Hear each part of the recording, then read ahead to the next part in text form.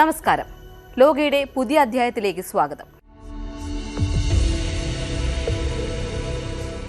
ആഗോള ഊർജ്ജ വിപണിയുടെയും അന്താരാഷ്ട്ര വ്യാപാരത്തിന്റെയും ജീവനാഡിയായ ഹോർമുസ് കടലിടുക്കിനെ ചൊല്ലിയുള്ള തർക്കങ്ങൾ ലോകത്തെ വീണ്ടും ഒരു വലിയ സാമ്പത്തിക അനിശ്ചിതത്വത്തിന്റെ മുൻപിൽ എത്തിച്ചിരിക്കുകയാണ്. ഇറാനും അമേരിക്കയും തമ്മിലുള്ള സംഘർഷം അതിന്റെ പാരമ്യത്തിൽ നിൽക്കുമ്പോൾ സമാധാനത്തിന്റെ ഒരു പുതിയ വഴി തേടി ഇറാന്റെ വിദേശകാര്യമന്ത്രി അബ്ബാസ് അരക്ചി ബെയ്ജിംഗിൽ എത്തിയിരിക്കുന്നത് ലോകം അതീവ ജാഗ്രതയോടെയാണ് നോക്കിക്കാണുന്നത്. ചൈനീസ് വിദേശകാര്യമന്ത്രി വാങ് യിയും അരക്ചിയും തമ്മിൽ മെയ് 6 നടത്തിയ ചർച്ചകൾ കേവലം രണ്ട് രാജ്യങ്ങൾ തമ്മിലുള്ള ഉഭയകക്ഷി ബന്ധം പുതുക്കലല്ല, മറിച്ച് തകർച്ചയുടെ വക്കിലെത്തി നിൽക്കുന്ന ആഗോള സമ്പദ് വ്യവസ്ഥയെ രക്ഷിക്കാനുള്ള ഒരു അവസാനവട്ട നയതന്ത്ര നീക്കം കൂടിയാണ്.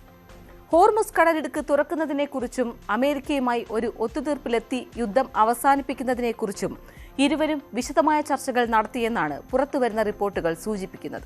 ഈ ചർച്ചകളുടെ പശ്ചാത്തലം പരിശോധിക്കുമ്പോൾ മെയ് 14 ചൈന സന്ദർശിക്കാനിരിക്കുന്ന അമേരിക്കൻ പ്രസിഡന്റ് ഡൊണാൾഡ് ട്രംപിന്റെ സന്ദർശനം ഏറെ പ്രാധാന്യമർഹിക്കുന്നു. ചൈനീസ് പ്രസിഡന്റ് ഷീ ജിൻപിങ്ങുമായി ട്രംപ് നടത്തിയ ചർച്ചകളിൽ പ്രധാനമായും ഉൾപ്പെടുക സമഗ്രമായ ഒരു വ്യാപാര കരാറാണ്. എന്നാൽ ഈ കരാറിന്റെ വിജയം നിലവിൽ പശ്ചിമേഷ്യയിലെ സമാധാനാന്തരീക്ഷത്തെ കൂടി ആശ്രയിച്ചിരിക്കുന്നു എന്നത് മറ്റൊരു യാഥാർത്ഥ്യമാണ്. അമേരിക്കയുടെ ഉപരോധം മൂലം ഇറാന്റെ തുറമുഖങ്ങൾ അടഞ്ഞുകിടക്കുന്നതും അതിനു പകരമായി ഇറാൻ ഹോർമുസ് കടലിടുക്കിൽ ഏർപ്പെടുത്തിയ ഉപരോധവുമാണ് ഇപ്പോഴത്തെ പ്രതിസന്ധിയുടെ കാതൽ. ലോകത്തിലെ മൊത്തം പെട്രോളിയം കയറ്റുമതിയുടെ 20% കടന്നുപോകുന്ന ഈ ചെറിയ ജലപാത തടയപ്പെടുന്നത് ചൈനയെ പോലുള്ള ഒരു വൻകിട ഇറക്കുമതി രാജ്യത്തെ സംബന്ധിച്ചിടത്തോളം വലിയ തിരിച്ചടിയാണ്. ഫെബ്രുവരി 28 അമേരിക്കയും ഇസ്രായേലും സംയുക്തമായി ഇറാനുമേൽ നടത്തിയ ഓപ്പറേഷൻ എപ്പിക് ഫ്യൂറി എന്ന സൈനിക നീക്കം അവസാനിച്ചതായി American state secretary Marco Rubio പ്രഖ്യാപിച്ചത് ഈ ആഴ്ചയാണ്. തങ്ങളുടെ ലക്ഷ്യങ്ങൾ കൈവരിച്ചെന്നും പ്രധാന സൈനിക നടപടികൾ അവസാനിച്ചെന്നും റൂബിയോ അവകാശപ്പെടുമ്പോഴും സാമ്പത്തികവും നയതന്ത്രപരവുമായ യുദ്ധം ഇന്നും തുടരുകയാണ്. ഇറാന്റെ നടപടികൾ അവരെ ആഗോളതലത്തിൽ ഒറ്റപ്പെടുത്തുകയാണെന്നും ഇതിന്റെ ദോഷഫലങ്ങൾ ചൈനയാണ് ഏറ്റവും കൂടുതൽ അനുഭവിക്കുന്നതെന്നും റൂബിയോ ഓർമ്മിപ്പിക്കുന്നു. ചൈനയുടെ കയറ്റുമതി അധിഷ്ഠിത സമ്പദ് വ്യവസ്ഥയ്ക്ക് തടസ്സമില്ലാത്ത ഇന്ധന ലഭ്യത അത്യന്താപേക്ഷിതമാണ്. ഹോർമുസ് കടലിടുക്ക് അടയുന്നതിലൂടെ ചൈനയുടെ ഉൽപാദന മേഖലയ്ക്ക് നേരിടേണ്ടി വരുന്ന പ്രതിസന്ധി അമേരിക്കയേക്കാൾ വലുതാണെന്ന് റൂബിയോയുടെ പ്രസ്താവനകളിൽ നിന്നും വ്യക്തമാണ്. ചൈനയെ സംബന്ധിച്ചിടത്തോളം ഈ നയതന്ത്ര ചർച്ചകൾ ഒരു വലിയ പരീക്ഷണമാണ്. ഒരു വശത്ത് ഇറാന്റെ ഏറ്റവും വലിയ എണ്ണ ഉപഭോക്താവും അടുത്ത പങ്കാളിയുമാണ് ചൈന. മറുവശത്ത് അമേരിക്കയുമായുള്ള വ്യാപാര തർക്കങ്ങൾ പരിഹരിക്കേണ്ടത് അവരുടെ സാമ്പത്തിക സുസ്ഥിരതയ്ക്ക് അത്യാവശ്യവുമാണ്. ചൈന ഇപ്പോൾ ഒരു മധ്യസ്ഥന്റെ റോളിലേക്ക് മാറാൻ ശ്രമിക്കുകയാണ്. ഇറാന്റെ സുഹൃത്തായി തുടരുമ്പോൾ തന്നെ അമേരിക്കയുമായി ഒരു ഒത്തുതീർപ്പിലെത്താൻ അവർ ടെഹ്റാനെ പ്രേരിപ്പിക്കുന്നു.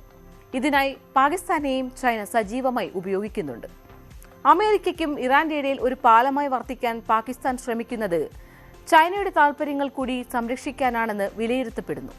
ഗൾഫ് മേഖലയിലെ മറ്റു രാജ്യങ്ങളുമായും ചൈനയ്ക്ക് അടുത്ത ബന്ധമുള്ളതിനാൽ ഒരു പ്രാദേശിക യുദ്ധം ആർക്കും ഗുണം ചെയ്യില്ലെന്ന സന്ദേശമാണ് അവർ നൽകുന്നത്.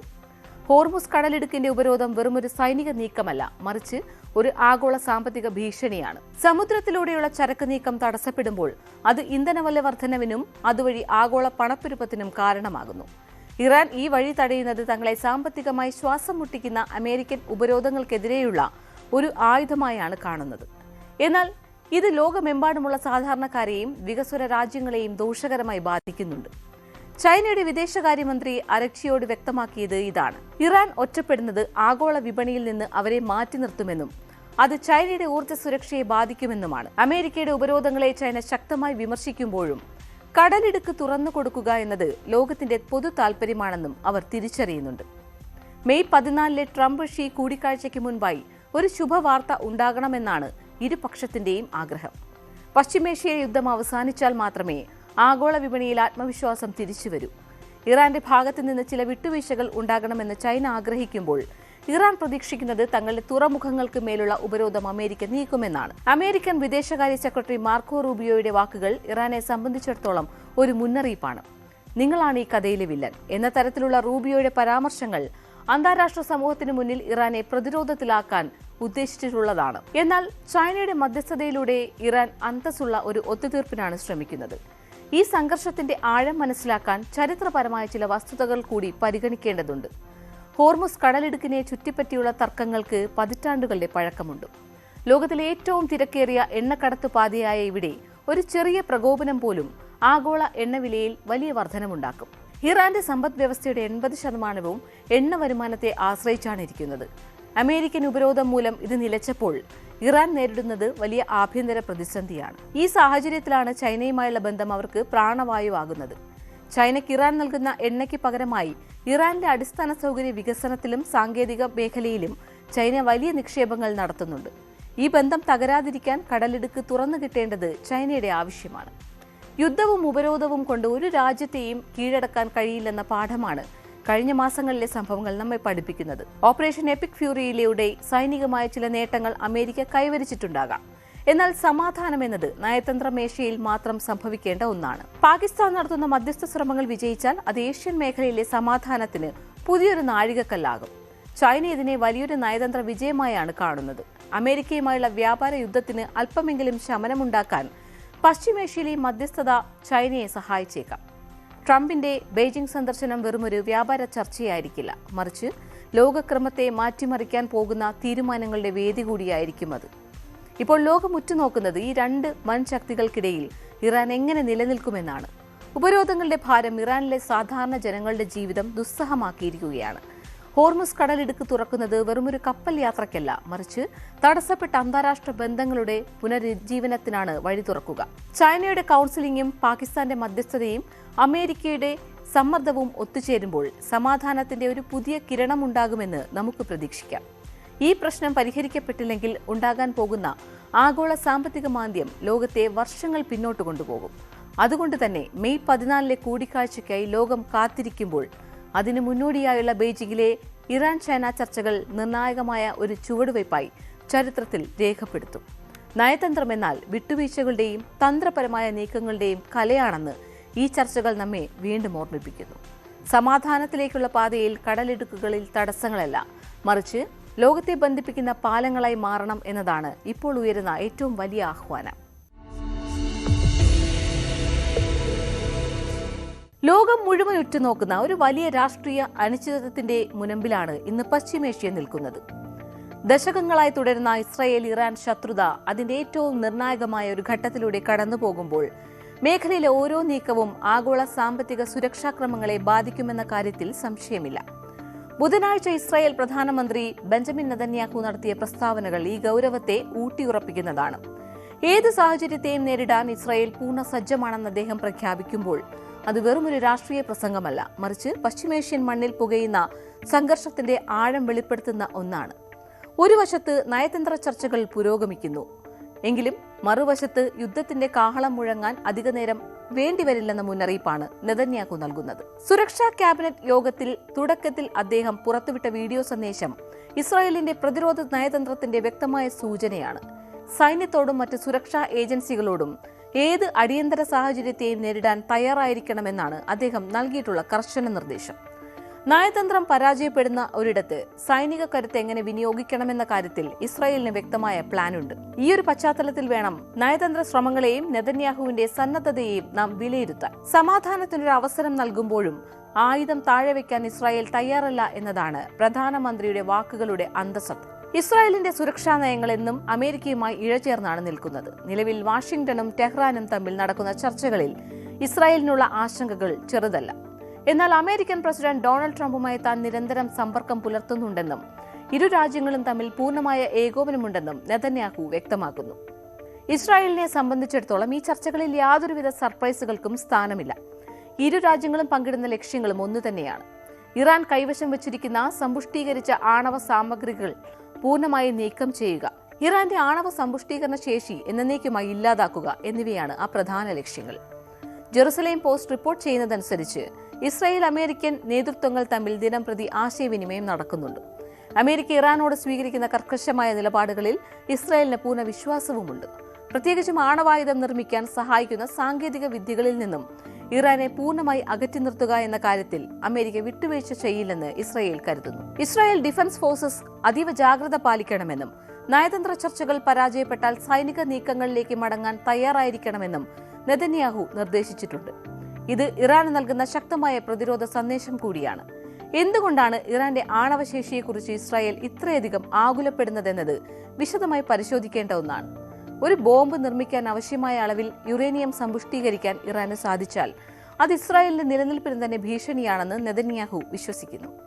പശ്ചിമേഷ്യയിലെ ഒരു ശക്തിക്കും ഇസ്രായേലിനെ സൈനികമായി തകർക്കാൻ കഴിയില്ലെന്ന ആത്മവിശ്വാസം അവർക്കുണ്ടെങ്കിലും ആണവായുധം കയ്യിലുള്ള ഒരു ഇറാൻ ആ ആത്മവിശ്വാസത്തെ ഇല്ലാതാക്കും.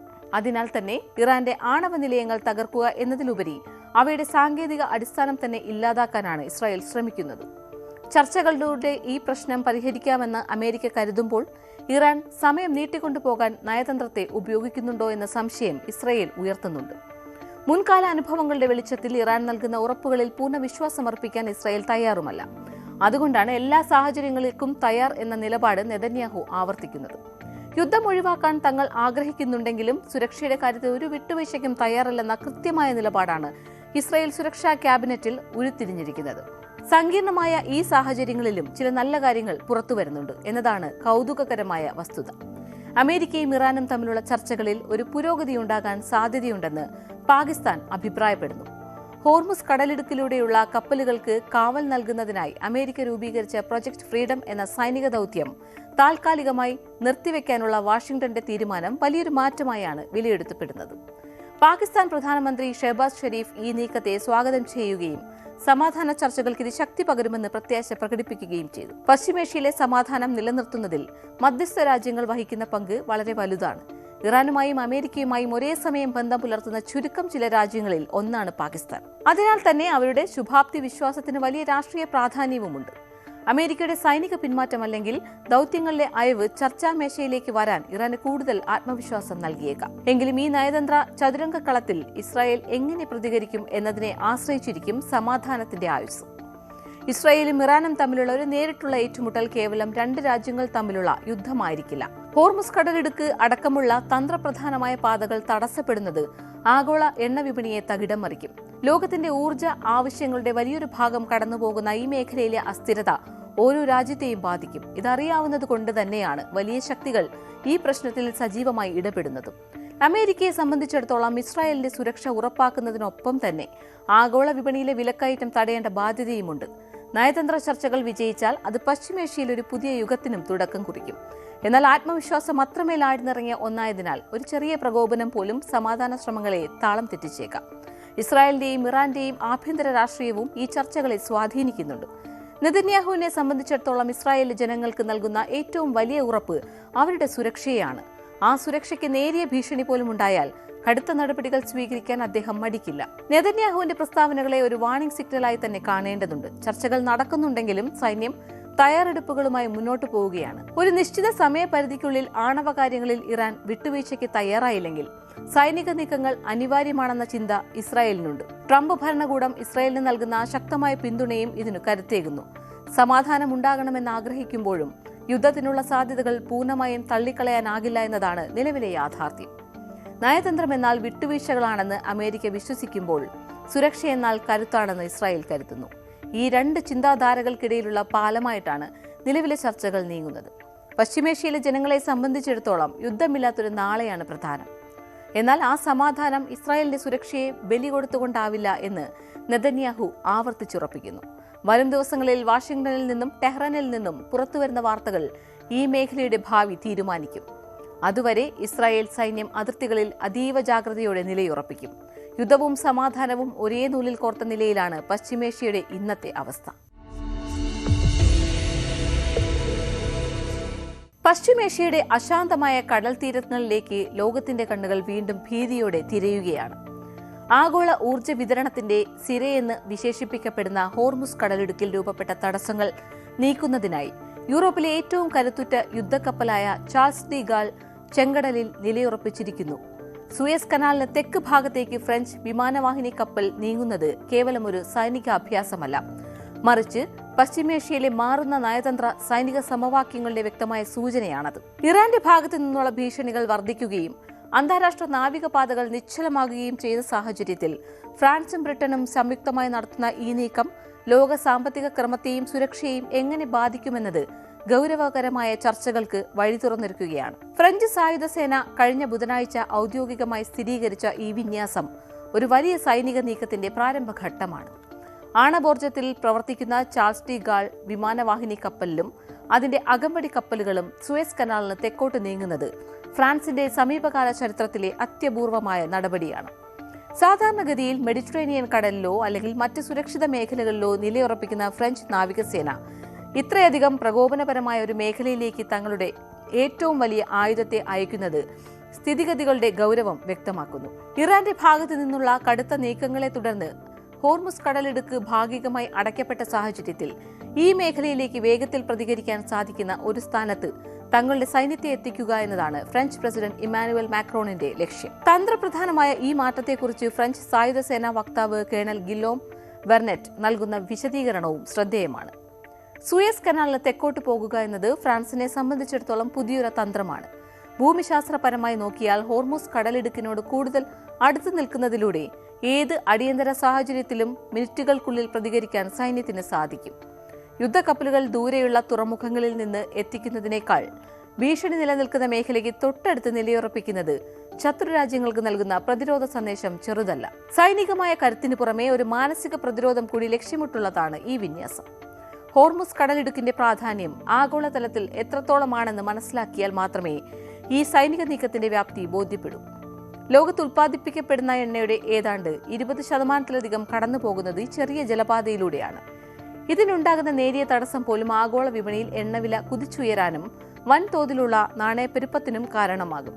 നിലവിൽ ഇറാന്റെ ഭാഗത്തു നിന്നുള്ള ഭീഷണിയെ തുടർന്ന് ഇൻഷുറൻസ് കമ്പനികൾ കപ്പലുകൾക്ക് ഈ പാതയിലൂടെ സഞ്ചരിക്കാൻ വൻതുക പ്രീമിയം ഈടാക്കുന്നുണ്ട്. ഈ ചരക്ക് നീക്കത്തെ പൂർണ്ണമായും തളർത്തിയിരിക്കുകയാണ്. ഇൻഷുറൻസ് തുക വർദ്ധിച്ചതോടെ പല കപ്പൽ കമ്പനികളും ആഫ്രിക്കൻ വൻകര ചുറ്റിയുള്ള ദൈർഘ്യമേറിയ പാത തിരഞ്ഞെടുക്കാൻ നിർബന്ധിതരായി.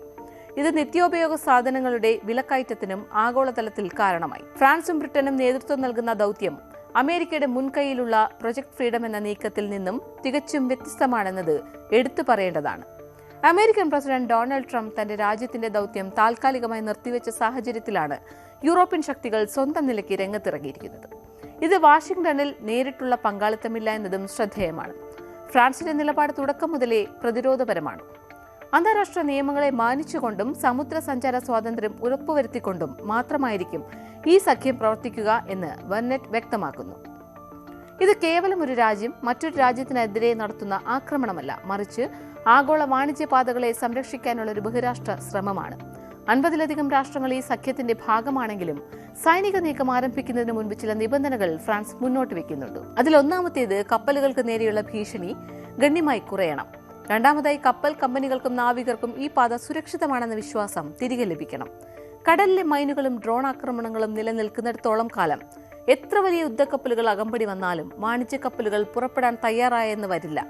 അതിനാൽ തന്നെ ഫുജറയിലും UAEയുടെ വടക്കൻ തീരങ്ങളിലും വിന്യസിച്ചിരിക്കുന്ന ഫ്രഞ്ച് റഫാൽ യുദ്ധവിമാനങ്ങളുടെ സഹായത്തോടെ ഈ മേഖലയിൽ വ്യോമ നിരീക്ഷണം ശക്തമാക്കിയിട്ടുണ്ട്. ഏതെങ്കിലും തരത്തിലുള്ള ഡ്രോൺ ആക്രമണമോ മിസൈൽ ഭീഷണിയോ ഉണ്ടായാൽ അത് അന്തരീക്ഷത്തിൽ വെച്ച് തന്നെ തകർക്കാൻ ഈ യുദ്ധവിമാനങ്ങൾക്ക് സാധിക്കും. ചരിത്രപരമായി നോക്കിയാൽ 2026 മാർച്ച് മാസത്തിൽ ഇറാൻ ഹോർമുസ് കടലിടുക്ക് അടച്ചതോടെയാണ് ഇപ്പോഴത്തെ പ്രതിസന്ധികൾ മൂർച്ഛിച്ചത്. ഇസ്രായേലും അമേരിക്കയും നടത്തിയ സൈനിക നീക്കങ്ങളിൽ ഇറാൻ സൈനികർക്ക് ജീവഹാനി സംഭവിച്ചതിലുള്ള പ്രതിരോധമായാണ് ഇറാൻ ഈ തന്ത്രപരമായ നീക്കം നടത്തിയത്. ഇറാനിലെ ആഭ്യന്തര രാഷ്ട്രീയ മാറ്റങ്ങളും പുതിയ നേതൃത്വത്തിന്റെ പ്രവചനാതീതമായ തീരുമാനങ്ങളും സ്ഥിതിഗതികൾ കൂടുതൽ സങ്കീർണമാക്കി. ഇതിനു മറുപടിയായി പാരീസിൽ ഏപ്രിൽ മാസം നടന്ന ഉച്ചകോടിയിൽ 30-ലധികം രാജ്യങ്ങളിലെ സൈനിക മേധാവികൾ പങ്കെടുത്തു. കടലിലെ സഞ്ചാര സ്വാതന്ത്ര്യം വീണ്ടെടുക്കുന്നതിനായി സംയുക്തമായ ഒരു സൈനിക പദ്ധതിക്ക് അവർ രൂപം നൽകി. ഇതിന്റെ പ്രായോഗിക രൂപമാണിപ്പോൾ ചെങ്കടലിൽ നമ്മൾ കാണുന്നത്. എങ്കിലും ഈ സൈനിക വിന്യാസം ഒരു യുദ്ധത്തിലേക്ക് നയിക്കുമോ എന്ന ആശങ്ക പലരും പങ്കുവയ്ക്കുന്നുണ്ട്. ഒരു വിമാനവാഹിനി കപ്പലിൽ മേഖലയിലേക്ക് വരുന്നത് സമാധാനത്തിനുള്ള ശ്രമമാണെന്ന് അവകാശപ്പെടുമ്പോഴും അത് ശത്രുവിനെ സംബന്ധിച്ചിടത്തോളം വലിയൊരു പ്രകോപനമായി മാറാം. റഷ്യയുടെയും ചൈനയുടെയും നിലപാടുകൾ ഇക്കാര്യത്തിൽ നിർണായകവുമാണ്. ഇറാന്റെ അടുത്ത സുഹൃത്തുക്കളായ ഈ രാജ്യങ്ങൾ യൂറോപ്യൻ സഖ്യത്തിന്റെ നീക്കങ്ങളെ എങ്ങനെ കാണുന്നു എന്നത് പശ്ചിമേഷ്യയുടെ ഭാവിയെ സ്വാധീനിക്കും. കടലിലെ ഈ ശാക്തിക ബലാബലം ഒരു വലിയ ലോക യുദ്ധത്തിന് തിരികൊളുത്തുമോ അതോ നയതന്ത്ര ചർച്ചകളിലൂടെ പ്രശ്നം പരിഹരിക്കാൻ ഇറാനെ നിർബന്ധിതരാക്കുമോ എന്നതും കാത്തിരുന്ന് കാണേണ്ടിയിരിക്കുന്നു. ചുരുക്കത്തിൽ ചാൾസ് ടി ഗാളിന്റെ ഈ നീക്കം ആഗോള രാഷ്ട്രീയത്തിലെ അത്യന്തം അപകടകരമായ ഒരു ഘട്ടത്തെയാണ് സൂചിപ്പിക്കുന്നത്. ഊർജ്ജ സുരക്ഷയും നയതന്ത്ര ബന്ധങ്ങളും തമ്മിലുള്ള നൂൽപാലത്തിലൂടെയാണ് ലോകം ഇപ്പോൾ സഞ്ചരിക്കുന്നത്. സമാധാനപരമായ ചർച്ചകൾക്ക് വഴി തുറക്കാൻ ഈ സൈനിക സാന്നിധ്യം ഉപകരിക്കട്ടെ എന്ന് പ്രത്യാശിക്കാം. എങ്കിലും ആയുധങ്ങൾ തയ്യാറാക്കി വച്ചിരിക്കുന്ന ചെങ്കടലിലെ ഈ തീരങ്ങളിൽ നിന്നും സമാധാനത്തിന്റെ ഒരു തിരമാല ഇപ്പോൾ വേണമെങ്കിലും അഗ്നിപർവ്വതമായി മാറാമെന്ന യാഥാർത്ഥ്യം നാം മറന്നുകൂടാ. ലോകം മുഴുവൻ ഉറ്റുനോക്കുന്നത് വിവേകപൂർണമായ തീരുമാനങ്ങൾക്കായാണ്. കാരണം ഇവിടുത്തെ ഒരു ചെറിയ സ്ഫോടനം പോലും ലോകത്തിന്റെ ഏതോ കോണിലിരിക്കുന്ന സാധാരണക്കാരന്റെ അടുക്കളയിലെ ഇന്ധനവിലയെയും ഭക്ഷണത്തെയും ബാധിക്കുമെന്നതാണ് ഇന്നത്തെ ആഗോളവൽകൃത ലോകത്തിന്റെ സത്യം. ഓരോ നിമിഷവും പിന്നിടുമ്പോൾ പശ്ചിമേഷ്യയിലെ ഈ നീലക്കടൽ സമാധാനത്തിന്റെയോ അതോ വലിയൊരു വിനാശത്തിന്റെയോ സാക്ഷിയാകുമോ എന്ന് വരും ദിവസങ്ങൾ നിശ്ചയിക്കും. ലോകമേറെ ആകാംക്ഷയോടെയും അതിലേറെ അമ്പരപ്പോടെയുമാണ് അമേരിക്കൻ പ്രസിഡന്റ് ഡൊണാൾഡ് ട്രംപിന്റെ പുതിയ നീക്കത്തെ നോക്കിക്കാണുന്നത്. വർഷങ്ങളോളം താൻ കടുത്ത ഭാഷയിൽ വിമർശിക്കുകയും ചീത്ത വിളിക്കുകയും ചെയ്ത ബരാക് ഒബാമയുടെ കാലത്തെ ഇറാൻ ആണവ കരാറിന് സമാനമായ ഒരു പുതിയ ഉടമ്പടിയിലേക്ക് ട്രംപ് ഭരണകൂടം നീങ്ങുന്നു എന്ന വാർത്തയാണ് ഇപ്പോൾ പുറത്തുവരുന്നത്. ഇറാനുമേൽ ഏർപ്പെടുത്തിയിരിക്കുന്ന കടുത്ത സാമ്പത്തിക ഉപരോധങ്ങൾ നീക്കം ചെയ്യാനും മരവിപ്പിക്കപ്പെട്ട ശതകോടിക്കണക്കിന് ഡോളർ ഇറാന് തിരികെ നൽകാനും പകരം യുറേനിയം സമ്പുഷ്ടീകരണത്തിന് കടുത്ത നിയന്ത്രണങ്ങൾ ഏർപ്പെടുത്താനുമാണ് ഈ പുതിയ സമാധാന കരാർ ലക്ഷ്യമിടുന്നത്. ഈ നീക്കം ഒരു വലിയ ഭൗമ രാഷ്ട്രീയ മാറ്റത്തിന് തുടക്കമിടുമെന്നാണ് കരുതപ്പെടുന്നത്. ഇറാന്റെ ആണവ പരിപാടികളെ നിയന്ത്രിക്കുക എന്നതിലുപരി പശ്ചിമേഷ്യയിൽ പടർന്നുകൊണ്ടിരിക്കുന്ന യുദ്ധാന്തരീക്ഷത്തിന് ഒരു അറുതി വരുത്തുക എന്ന ലക്ഷ്യം കൂടി ഇതിനുണ്ട്. ഈ പുതിയ ഉടമ്പടിയുടെ പിന്നിൽ പ്രവർത്തിക്കുന്നത് ട്രംപിന്റെ വിശ്വസ്തരായ സ്റ്റീവ് വിറ്റ്കോഫ്, ജാരഡ് കുഷ്നർ എന്നിവരാണ്. ഇവർ ഇറാൻ പ്രതിനിധികളുമായി ചേർന്ന് 14 പോയിന്റുകളുള്ള ഒരു ധാരണാപത്രം തയ്യാറാക്കി കഴിഞ്ഞതായാണ് റിപ്പോർട്ടുകൾ. വൈറ്റ് ഹൌസിൽ നിന്നുള്ള സൂചനകൾ പ്രകാരം വെറും 48 മണിക്കൂറിനുള്ളിൽ ഈ കരാറിന്റെ ഔദ്യോഗിക ചട്ടക്കൂട് നിലവിൽ വന്നേക്കാം. ഈ ധാരണാപത്രം ഒപ്പിട്ട് കഴിഞ്ഞാൽ പിന്നെ രണ്ട് രാജ്യങ്ങൾക്കും മുന്നിലുള്ളത് 30 ദിവസത്തെ സമയപരിധിയാണ്. ഈ കാലയളവിൽ ഹോർമുസ് കടലിടുക്ക് വീണ്ടും തുറക്കുന്നതിനെക്കുറിച്ചും ഇറാന്റെ ആണവ പദ്ധതികളുടെ പരിധികൾ നിശ്ചയിക്കുന്നതിനെക്കുറിച്ചും വിപുലമായ ചർച്ചകൾ നടക്കും. താൻ മുമ്പ് ഏറ്റവും മോശം കരാർ എന്ന് വിശേഷിപ്പിച്ച ഒബാമയുടെ 2015 ഉടമ്പടിയെ ട്രംപ് അനുകരിക്കുന്നു എന്ന പരിഹാസം ഉയരുന്നുണ്ടെങ്കിലും അമേരിക്കയുടെ താൽപര്യങ്ങൾ സംരക്ഷിക്കുന്ന ഒന്നാണിതെന്നാണ് ഭരണകൂടത്തിന്റെ വാദം. ആണവ സമ്പുഷ്ടീകരണത്തിന്റെ കാര്യത്തിൽ ഇറാൻ ഏകദേശം 12 മുതൽ 15 വർഷം വരെ നിയന്ത്രണങ്ങൾ പാലിക്കണമെന്നാണ് പുതിയ വ്യവസ്ഥ. യുറേനിയം സമ്പുഷ്ടീകരണം 3.67% കൂടുതലാകാൻ പാടില്ലെന്ന ഒബാമ കാലത്തെ അതേ വ്യവസ്ഥ തന്നെ ട്രംപും ഇപ്പോൾ മുന്നോട്ട് വയ്ക്കുന്നു. കൂടാതെ ഇറാൻ ഇതിനകം സമ്പുഷ്ടീകരിച്ചു വെച്ചിട്ടുള്ള യുറേനിയം ശേഖരം രാജ്യം വിട്ടുപുറത്തേക്ക് മാറ്റണമെന്നും വ്യവസ്ഥയിലുണ്ട്. ഇതെങ്ങോട്ടാണ് മാറ്റുക എന്ന കാര്യത്തിൽ ഇപ്പോഴും വ്യക്തതയില്ല.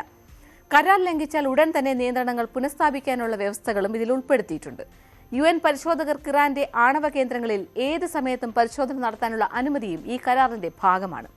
എന്നാൽ ഇറാന്റെ ബാലിസ്റ്റിക് മിസൈൽ പരിപാടികളെക്കുറിച്ച് ഈ പുതിയ ഉടമ്പടിയിൽ കാര്യമായ പരാമർശങ്ങൾ ഇല്ലെന്നതും ശ്രദ്ധേയമാണ്. ഈ നയതന്ത്ര നീക്കത്തിന്റെ ഏറ്റവും വലിയ പ്രതിഫലനം കണ്ടത് ആഗോള എണ്ണ വിപണിയിലാണ്. അമേരിക്കയും ഇറാനും തമ്മിലുള്ള യുദ്ധം അവസാനിക്കുന്നുവെന്ന സൂചന ലഭിച്ചതോടെ ബ്രെന്റ് ക്രൂഡ് ഓയിൽ വില 10% ഇടിഞ്ഞ് ബാരലിന് $100 താഴെയെത്തി. വിപണിയിലെ ഈ മാറ്റം ആഗോള സമ്പദ് വ്യവസ്ഥയ്ക്ക് വലിയ ആശ്വാസമാണ് നൽകിയത്. ഓഹരി വിപണികളിലും ഈ വാർത്തയെ പോസിറ്റീവായാണ് സ്വീകരിച്ചത്. ഇന്ധനവിലയിലെ ഇടിവ് ലോകമെമ്പാടുമുള്ള പണപ്പെരുപ്പം കുറയ്ക്കാൻ സഹായിക്കുമെന്ന പ്രതീക്ഷയിലാണ് സാമ്പത്തിക വിദഗ്ധർ. ഹോർമുസ് കടലിടുക്ക് തുറക്കുന്നതിലൂടെ ഇന്ധന നീക്കം സുഗമമാകുന്നത് ചൈനയെ പോലുള്ള വലിയ വിപണികൾക്കും ഗുണകരമാകും. തന്റെ സോഷ്യൽ മീഡിയ പ്ലാറ്റ്ഫോമായ ട്രൂത്ത് സോഷ്യലിലൂടെ ട്രംപ് ഇറാന് ശക്തമായൊരു മുന്നറിയിപ്പും ഇതിനൊപ്പം നൽകി.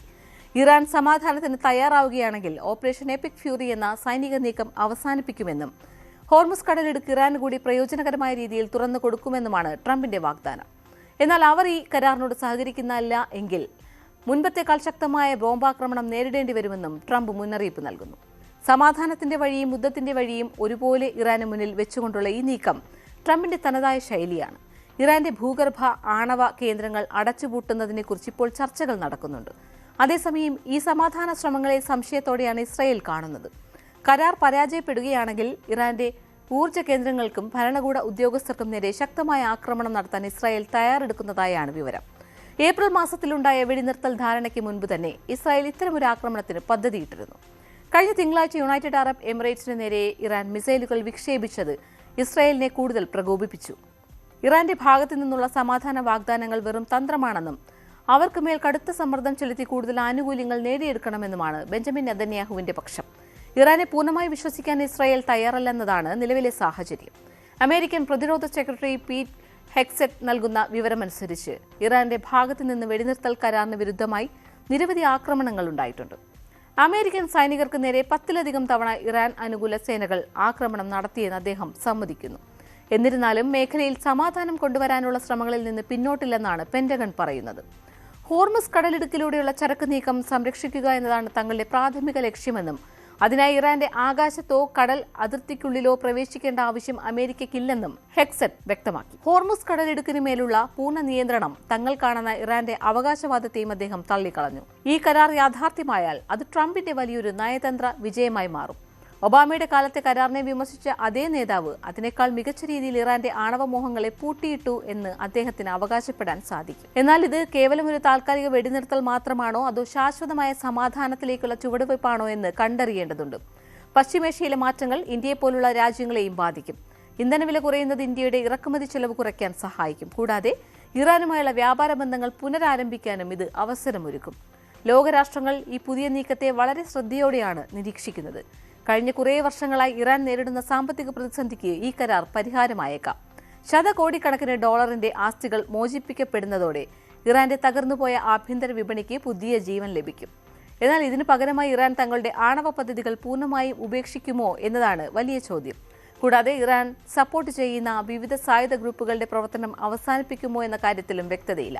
അമേരിക്കയുടെ സമ്മർദ്ദത്തിന് വഴങ്ങിക്കൊണ്ടുള്ള ഈ ഉടമ്പടിക്ക് ഇറാന്റെ പരമോന്നത നേതാവ് ഖമനേയിയുടെ പിന്തുണ എത്രത്തോളം ഉണ്ടാകും എന്നതും നിർണായകമാണ്. ചുരുക്കത്തിൽ ഭീഷണിയും നയതന്ത്രവും കലർന്ന ഒരു പുതിയ പരീക്ഷണത്തിനാണ് ലോകം സാക്ഷ്യം വഹിക്കുന്നത്. ട്രംപിന്റെ സമാധാന കരാർ വിജയിക്കുകയാണെങ്കിൽ അത് ആഗോളക്രമത്തിൽ വലിയ മാറ്റങ്ങൾ കൊണ്ടുവരും. എണ്ണവില കുറയുന്നതും പശ്ചിമേഷ്യൻ യുദ്ധം അവസാനിക്കുന്നതും ലോകം ആഗ്രഹിക്കുന്ന കാര്യങ്ങളാണ്. എന്നാൽ ചരിത്രം നമ്മെ പഠിപ്പിക്കുന്നത് പശ്ചിമേഷ്യയിലെ സമാധാനം പലപ്പോഴും നേർത്ത ചില്ലുപോലെ പൊട്ടിപ്പോകാൻ എളുപ്പമുള്ളതാണെന്നാണ്. ട്രംപിന്റെ ഈ 14 പദ്ധതി എത്രത്തോളം പ്രായോഗികമാകുമെന്ന് വരും ദിവസങ്ങളിൽ നമുക്കറിയാം. ലോകം കാത്തിരിക്കുന്നത് വെടിയൊച്ചകളില്ലാത്ത സുരക്ഷിതമായ ഒരു സമുദ്രപാതയ്ക്കും സുസ്ഥിരമായ ഒരു നാളേക്കുമാണ്. ആ സ്വപ്നത്തിലേക്കുള്ള ദൂരമാണോ ഈ കരാറെന്ന് കാലം തെളിയിക്കും. ട്രംപിന്റെ നീക്കങ്ങൾ പരാജയപ്പെട്ടാൽ ഒരുപക്ഷെ ഇതിലും വലിയൊരു യുദ്ധത്തിലേക്കാകും ലോകം കൂപ്പുകുത്തുക എന്നതും കരാറിന്റെ പ്രാധാന്യം വർദ്ധിപ്പിക്കുന്നു. ലോക പൂർണ്ണമാകുന്നു. നമസ്കാരം.